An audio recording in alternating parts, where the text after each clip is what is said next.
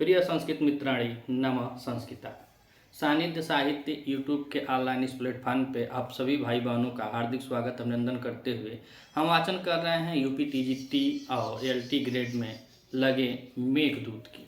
महाकवि कालिदास द्वारा विरचित मेघदूत खंड काव्य के पूर्व मेघ में अब तक हम लोगों ने 51 श्लोकों का वाचन कर लिया है और आज हम श्लोक नंबर 52 पे चर्चा करते हैं। पिछले श्लोक में हम लोगों ने देखा कि यक्ष बता रहा था कि ब्रह्मवर्त को तुम पार करना नागना मत बल्कि अपनी छाया से धीरे धीरे उसको पार करने के बाद तुम कुरुक्षेत्र को पाओगे। और कुरुक्षेत्र की बात में बताया कि वह क्षत्रियों के युद्ध का सूचक है और जहाँ पे गांडीवधारी अर्जुन ने अपने असंख्य तीक्ष्ण बाणों से राजाओं के मुख पर वार किए थे, यानी धारा प्रपात किए थे। जैसे तुम कमल के पुष्पों पे धारा, यानी जो कमल पुष्प होते हैं उनके मुखों पर जैसे तुम धारा प्रपात करते हो, ऐसे ही उस कुरुक्षेत्र में गांडीवधारी अर्जुन जी भी किए थे। अब इस श्लोक में यक्ष कह रहा है कि जब तुम कुरुक्षेत्र से थोड़ा आगे बढ़ोगे तो वहाँ पे सरस्वती नदी है और सरस्वती नदी के जल का पान करना है। और जल का जब तुम पान करोगे तो उस जल की कितनी पवित्रता है उसके बारे में इस श्लोक में अब चर्चा करता है। कालिदास द्वारा विरचित यह मेघदूत खंड काव्य 2 खंडों में विभक्त है, जिसको गीति काव्य भी कहा जाता है, दूत काव्य भी कहा जाता है और संदेश काव्य भी कहा जाता है। और इसका उपजीव्य ब्रह्मवैवर्त पुराण में मिलता है। ब्रह्मवैवर्त पुराण में जो इसका नायक यक्ष है उसका नाम हेममाली है और जो नायिका है यक्षिणी वह उसका नाम विशालाक्षी है। तो आइए वाचन करते हैं श्लोक नंबर 52 में। हम देखते हैं सरस्वती नदी के जल की विशेषता क्या है। कह रहे हैं कि हित्वाहाला भीमतरसाम हित्वाहाला भीमतरसाम रेवती लोचनांकाम बंधु प्रीत्या समर विमुखो बंधु प्रीत्या समर विमुखो लांगलियासि सेवे कृत्यातासा धिगममपां कृत्वात्कासा धिगममपां सौम्य सरस्वती नाम अन्तः शुद्ध त्वमपि भविता अन्तः शुद्ध त्वमपि भविता वर्णमात्रेण कृष्ण वर्णमात्रेण कृष्ण। तो अब यक्ष सरस्वती जी के जो सरस्वती नदी है उसके जल की विशेषता को बताते हुए कह रहा है और यहाँ पे संबोधन लग जाएगा। कह रहा है कि हे सौम्य। आप लोग देखे होंगे कि जितने श्लोक में यह अलग अलग नामों से संबोधित करते हुए यक्ष मेघ से कह रहा है, तो इस श्लोक में कह रहा है कि हे सौम्य हे मेघ। अब मेघ के बारे में बता रहा है कि हे सौम्य हे मेघ। और क्या कह रहा है, तो कह रहा है कि बंधु प्रीत्या समर विमुखो लांगली। लांगली मतलब होता है और हल को धारण करने वाले बलराम भगवान जो कृष्ण के अग्रज हैं उनके बारे में बतला रहा है। तो कह रहे हैं कि जो लांगली अर्थात जो हल को धारण करते हैं उनको हलधर भी कहा जाता है, बलराम भी कहा जाता है। तो कह रहे हैं कि बंधु प्रीत्या यानी अपने बंधुओं के प्रेम के कारण, जो उनका प्रेम स्नेह था, बंधुओं से जो स्नेह का कारण था, तो कारण इसलिए था कि यह कुंती के जो कुंती होती हैं, जो अर्जुन की माता जी होती हैं, पांडवों की जो माता होती हैं, वह कृष्ण और बलराम की बुआ होती हैं। और उससे ज़्यादा लगा भाई तो होते हैं, तो कौरव पक्ष में दुर्योधन भी भाई हुआ और अर्जुन भी भाई हुए। और भीम और अर्जुन के यह गदा में गुरु भी थे, गदा सिखाना जो पहले चलता था, तो गदा उदा मल्ल युद्ध भी सिखाए थे। तो यह गुरु भी थे, भाई भी थे और दोनों के बीच में जब युद्ध हुआ तो उस युद्ध में कौरव पांडव दोनों इनके लिए समान भाई थे। तो वह क्या कह रहे हैं कि बंधु प्रीत्या यानी कि जो इनके बंधु हैं, जो भाई हैं, तो भाइयों के स्नेह के कारण समर विमुखो अर्थात जो युद्ध हुआ महाभारत महाभारत का, उस युद्ध से परांगमुख हो गए, अर्थात वह युद्ध में नहीं रहे। युद्ध बताते हैं लोग कि जब युद्ध शुरू हुआ तो तीर्थ करने के लिए कहीं चले गए थे। और आगे कहे लांगल यानी कि हल को धारण करने वाले जो भगवान बलराम हैं उनके बारे में बता रहा है। तो बलराम जी के बारे में कह रहे हैं कि जो हलधर हैं, जो हल को धारण करने वाले हैं, और बंधु प्रीत्या, बंधु यानी भाइयों के प्रेम के कारण समर विमुख, जो समर से अर्थात युद्ध से परांगमुख हो गए थे। और आगे कह रहा है कि अभिमत रसाम, अभिमत रसाम कह रहा है कि जो अभीष्ट रस वाले, अभीष्ट रस वाले, इसमें बतलाया जाता है कि जो भगवान बलराम जी थे, जो भगवान श्री कृष्ण के बड़े भाई थे, उनकी पत्नी का नाम था रेवती। और रेवती और भगवान बलराम जी साथ साथ में मदिरा पान करते थे, मदिरा को बहुत शौकीन थे। और मदिरा पान करते हैं तो उसमें बताते हैं कि रेवती जो वह मदिरा बनाती थी, तो जब सूरज उनको अत्यंत प्रिय था, और जब वह मदिरा बनाती थी तो वह मदिरा में जो शराब होता है, उस मदिरा में जब उनके लोचन के प्रतिबिंब, अर्थात आगे कह रहे हैं कि रेवती लोचनांगाम, अर्थात रेवती के लोचनों का जब प्रतिबिंब उस दारू में, अच्छा उस मदिरा में जब पड़ जाता था तो उससे उसको ऐसा लगता था, अर्थात बलराम जी को ऐसा लगता था कि उसका मद ज्यादा हो जाता था। अर्थात रेवती की आंखों का प्रतिबिंब, अपनी पत्नी की आंखों के प्रतिबिंब पड़ने से मदिरा में उनका ऐसा हो लगता था कि इसमें मदकता अधिक हो जाती थी, इसलिए उनको मदिरा बहुत अभिष्ट थी, अर्थात बड़े प्रेम से मदिरा धारण करते थे। और उनके लिए पुस्तक में बताया गया कि उनको शराब छोड़ना जबकि संभव नहीं था, फिर भी वह कुछ ऐसे किए कि उनको शराब छोड़ना पड़ा था। और जब शराब छोड़ना पड़ा था तो काहे छोड़ना पड़ा था, पहले यहाँ हम लोग चर्चा करते हैं कि अभिमत रसाम रेवती लोचनाम हलाम, हलाम माने मदिरा होता है।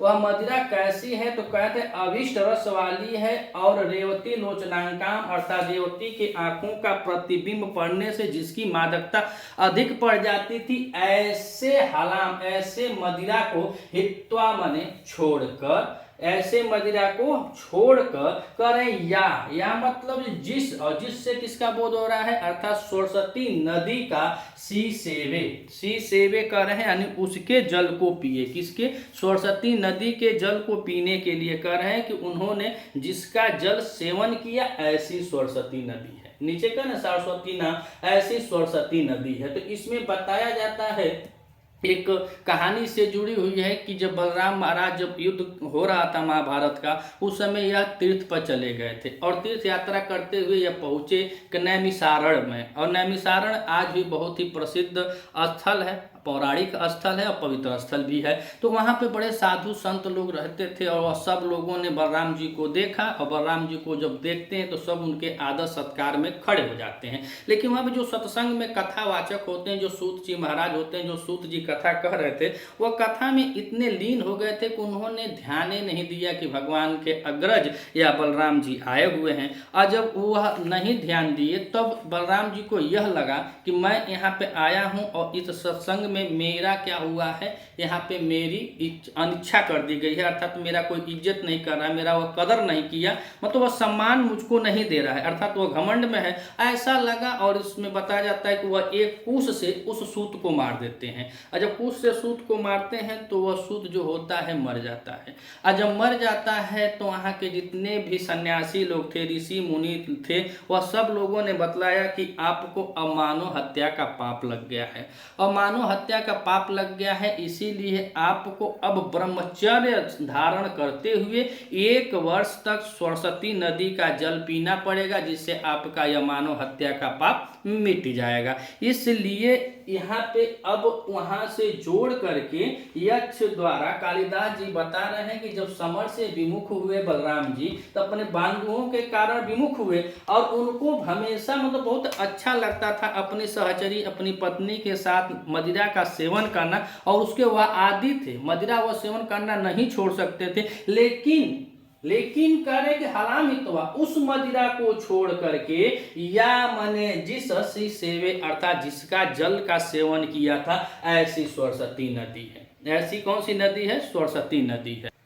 तो 2 लाइनों में यच यह बतलाया। अब तीसरी और चौथी लाइन में यच फिर कह रहा है कि कृत्वा तासां दिगम अपपाम सौम्य सरस्वती। सरस्वती नाम यहाँ पे जो मो है फिर यहाँ पे लग जाएगा तो यह सरस्वती नाम हो जाएगा। और कह रहा कि अंतः शुद्ध त्वमपि भविता वर्णमात्रेण कृष्ण। तब कह रहा है कि तासा मतलब कि तुमको, किसको कह रहा है, यश को बता रहा है।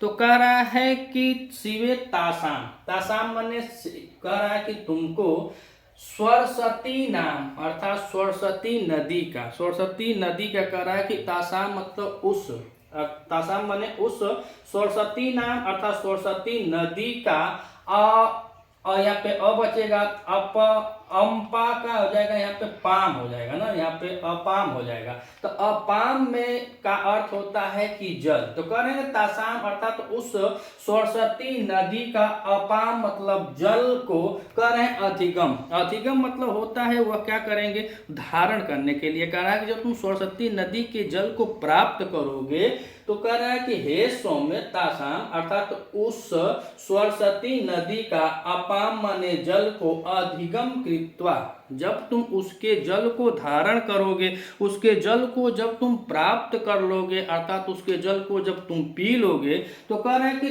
त्वम अपि अर्थात तुम भी अंतः शुद्ध भविता, अंतः शुद्ध भविता अर्थात हे मेघ तुम भी अपने अंतःकरण से शुद्ध हो जाओगे। भविता मन होना अर्थात तुम क्या हो जाओगे, शुद्ध हो जाओगे। और आगे कह रहे हैं कि कृष्ण मात्रेण वर्ण मात्रेण, और तुम्हारा जो शरीर है उस शरीर को कह रहे हैं कि केवल रंग मात्र ही सावला रह जाएगा। इतना यह सरस्वती नदी के बारे में यक्ष मेघ को बता रहा है कि सरस्वती नदी जो है अब तो लुप्त हो चुकी है, लेकिन पहले यह सरस्वती नदी का वर्णन था और सरस्वती नदी बहुत पवित्र नदी है। और इसको यह बताया जाता है कि यह नैमिषारण के पास पहुंचते हैं और इसमें सरस्वती नदी कुरुक्षेत्र से होकर के बहती थी उस समय। तो कुरुक्षेत्र पिछले श्लोक में पहुंचा, अब थोड़ा आगे पहुंचता है तो वहां पे सरस्वती नदी के जल का वर्णन मिलता है। भगवान बलराम के द्वारा बतलाया गया है कहानी कथा की, यह कथा है उनके साथ जुड़ा हुआ है और यह भागवत पुराण के 10वें और 17वें स्कंद में प्राप्त होता है कि महाभारत का जब युद्ध चल रहा था उस समय नैमिषारण वन में महाराज बलराम जी थे वह पहुंचे हुए थे और वहां पे उनका स्वागत किया गया। और सूत बेचारा अपनी कथा में भ्रमित था, वह ध्यान नहीं दे पाया और जब ध्यान नहीं दे पाता है तो यह सोचे कि सूत ने उनकी उपेक्षा कर दी और यहीं पे वह एक कुश के द्वारा क्रोधित होकर कुश के द्वारा मार देते हैं और उसका हत्या नहीं हुआ, मर जाता है। इतना ही इसी श्लोक में बतलाया गया है और सरस्वती नदी के जल का वर्णन किया गया है। तो आइए एक बार और देखते हैं इसमें कुछ प्रश्नोत्तरी के लिए उपयोगी कुछ शब्दार्थों को और इसमें कौन सा प्रत्यय है, क्या क्या है, कुछ व्याकरण टिप्पणियों को।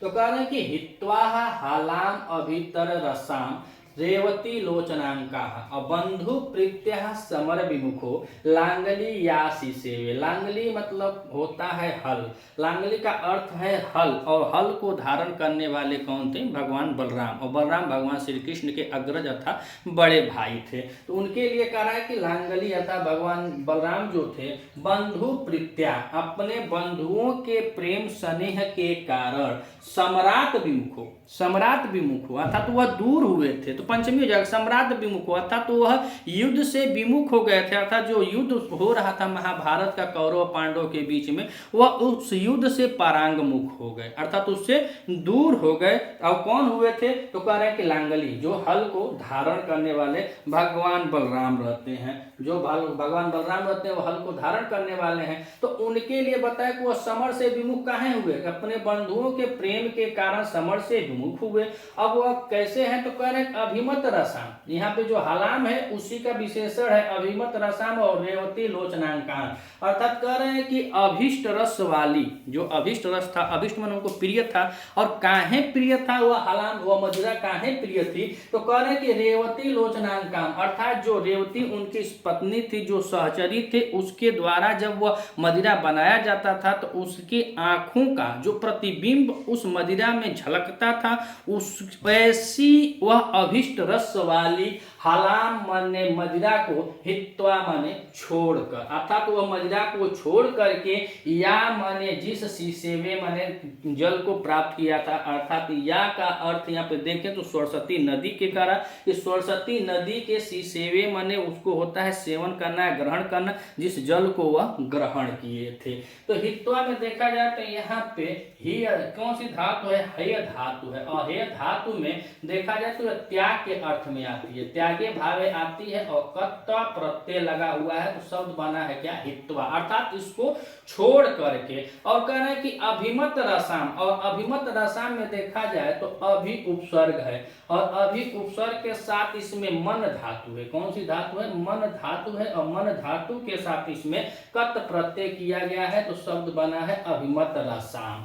और रेवती लोचनाम अंका नाम, अगर रेवती रोचनाम अंका नाम देखा जाए तो यहाँ पे रेवती और रेवती रोचनाम में षष्ठी तत्पुरुष समास है, कौन सा है, षष्ठी तत्पुरुष समास है रेवती। और उसके बाद कह रहे हैं कि ते एव अंक यस्याह ताम, अर्थात तो ऐसी अंग वाली थी तो बहुब्रीहि समास हो जाएगा, कौन सा समास हो जाएगा, बहुब्रीहि समास हो जाएगा। और बंधु प्रीत्या समर विमुखो लांगनी यासी सेवे, अर्थात भगवान जो बलराम थे बंधुओं के प्रेम के कारण समर से प्रांग विमुख हुए बलराम जी, और उनको क्या था तो अभिमत रसाम, अभिष्ट रस का सेवन करने वाले, और वह अभिष्ट रस कैसा है तो जो रेवती है, रेवती लोचनांकाम, अर्थात अपनी पत्नी जो रेवती हैं उनकी आंखों का जो प्रतिबिंब वाली मदिरा थी उनको बहुत अभिष्ट थी, ऐसी मदिरा को हित्वा माने छोड़ करके या सी सेवे, या सी सेवे, और सी सेवे में देखा जाए तो यहाँ पे सेव धातु है, कौन सी धातु है, सेव धातु है, और सेव धातु में यह लिट लकार में लगा हुआ है रूप लिट लकार, और लिट लकार प्रथम पुरुष एक वचन की क्रिया लगी हुई है तो शब्द बना है सीसेवे, लिट लकार में सीसेवे बन जाता है, सेव धातु है। और लिटेवे मतलब सीसेवे मतलब सेवन करना होता है, तो वह जिस सरस्वती नदी के जल का सेवन किए थे, इतना यह दो लाइनों में यक्ष में को बतला रहा है कि समर यानी बंधु प्रीत्या समर विमुख हो, अर्थात जो युद्ध से विमुख हो गए थे, काहे स्नेह के कारण प्रेम के कारण दोनों भाई आपस में लड़ रहे थे, बेचारे हट गए, और उसके बाद उनको बताया कि रेवती लोचनाम अभिमत रसाम, यह सब हलाम के विशेषण है, हलाम माने होता है मदिरा, मदिरा का जो है तो कह रहे अभिमत रसाम, अर्थात बलराम जी को बहुत अभिष्ट था, और काहे अभिष्ट था, काहे प्रिय था, काहे कि रेवती उनकी पत्नी की आंखों का प्रतिबिंब जब उस मदिरा के प्याले में पड़ता था तो उनको ऐसा लगता था कि इसमें अब मादकता और छा गई है, इसीलिए वह हलाम को छोड़ना नहीं चाहते थे, वह हलाम को इतना प्रिय था, मदिरा इतना उनको प्रिय था कि वो छोड़ नहीं सकते थे, लेकिन चूंकि अब गलती हो गई, अब उनको मानव हत्या का पाप लग गया, इसीलिए उनको छोड़ना पड़ा, तो उसी को करें हित्वा माने उसको छोड़ करके या सीसेवे जिस सरस्वती नदी के जल का वह ग्रहण किए। और यहाँ पे बंधु प्रीत्या में देखा जाए तो बंधु प्रीत्या में भी षष्ठी तत्पुरुष समास हो जाएगा, षष्ठी तत्पुरुष समास है, और यहाँ पे सम्राट विमुख, और यहाँ भी षष्ठी तत्पुरुष समास हो जाएगा। सम्राट विमुख अर्थात जो समर था उससे दूर हो गए, जो युद्ध था उससे दूर हो गए। उसके बाद कह रहा है कि हे सौम्य, फिर संबोधन है कि हे सौम्य, हे मेघ, कह रहे हैं कि तासाम अर्थात उस, तासाम मतलब उस सरस्वती नाम, अर्थात जो सरस्वती नदी का अपाम है, जो जल है, अधिगम अर्थात उनके जो सरस्वती नदी का जल है उसको जब तुम धारण करोगे या पियोगे तो होगा क्या, उसके बारे में अभी अचमेघ को कह रहा है कि जब तुम उस सरस्वती नदी के जल को प्राप्त करके या प्राप्त कर लोगे तो कह रहे हैं कि अंतः शुद्धम त्वम अपि भवितानि, त्वम अपि तुम भी, अर्थात मेघ को कह तुम भी अंतः शुद्धम अंतःकरण में शुद्ध हो जाओगे, जब तुम भी सरस्वती नदी का जल को धारण करोगे, पवित्र नदी है, और जब भगवान का पाप काट दी तो तुम्हारा क्या करेगी, तुम्हारा तो ऐसे ही कल्याण हो जाएगा। तो कह रहे हैं कि तुम अपि तुम भी अंतःकरण शुद्धम, अगर तुम उस जल को लोगे तो अंतःकरण से शुद्ध, भविता माने हो जाओगे। भविता में देखा जाए तो यहाँ पे भू धातु है, कौन सी धातु है, भू धातु है, और यहाँ पे लुट लकार प्रथम पुरुष एक वचन की क्रिया लगी हुई है, एक वचन, तो कह रहे भविता यानी कि भू धातु में लिट लकार है, और लिट लकार के साथ यहाँ पे एक वचन की क्रिया है। तो कह रहे हैं कि त्वम अपि अर्थात में को, कि तुम भी अंतः शुद्ध, अंतःकरण में तुम भी शुद्ध हो जाओगे। और कह रहे हैं कि कृष्ण मात्रेण वर्ण, अर्थात तुम्हारा जो वर्ण है वही क्या रह जाएगा, मात्र। कृष्ण मतलब काला रह जाएगा। तो वर्ण मात्र में देखें तो वर्ण है और वर्ण के बाद मात्रच है। कौन सा है, मात्रच है। और तृतीया एक वचन में यह क्रिया लगी हुई है। तृतीया का एक वचन है कि कृष्ण मात्रेण वर्ण, अर्थात तुम वर्ण के द्वारा ही बस सावले रहोगे और अंतःकरण से तुम शुद्ध हो जाओगे। काहे, तो कह रहा है कि तासाम, तासाम कह रहा है कि तुम जब वहां का जल, किसका, सरस्वती नदी के जल को जब तुम धारण करोगे, जब तुम पी लोगे, तो उसके जल के बारे में बता रहा है कि जब सरस्वती नदी का जल तुम पी लोगे तो तुम्हारा क्या हो जाएगा। तो कह रहा है कि अपाम अधिगम कृत्वा, और अधिगम में देखा जाए तो अधि उपसर्ग है। कौन सा है, अधि उपसर्ग है। और उसके बाद गम धातु है, गम धातु है। और गम धातु के साथ इसमें अप प्रत्यय लगा हुआ है और द्वितीया का एक वचन लगा, द्वितीया का एक वचन है। अधिगम तो अधि उपसर्ग पूर्व गम धातु में अप्रत्यय है, द्वितीया का एक वचन है। तो तासाम द्वितीया का, अधिगम में और अपाम में तो द्वितीया का एक वचन है। तो कह रहे हैं कि तुम तो आसाम उस सरस्वती नाम, सरस्वती नदी का, अपाम माने जल को, अधिगम कृत्वा अगर तुम उसको धारण कर लोगे, तो तुम अपि अर्थात तुम भी अंतः शुद्ध, अंतःकरण में शुद्ध हो जाओगे। भविता अंतःकरण से तुम शुद्ध हो जाओगे। और कह रहे कि वर्ण मात्रेण कृष्ण, और केवल मात्र का रह जाओगे। शरीर जो तुम्हारा ऊपर का जो कलर है केवल रंग मात्र से ही सावले रह जाओगे। इतना प्रसिद्ध वह सरस्वती नदी का जल है, उसको धारण करते ही तुम अंतःकरण से शुद्ध हो जाओगे और तुम्हारा जो वर्ण है, जो तुम्हारा कलर है वही मात्र सावला रह जाएगा।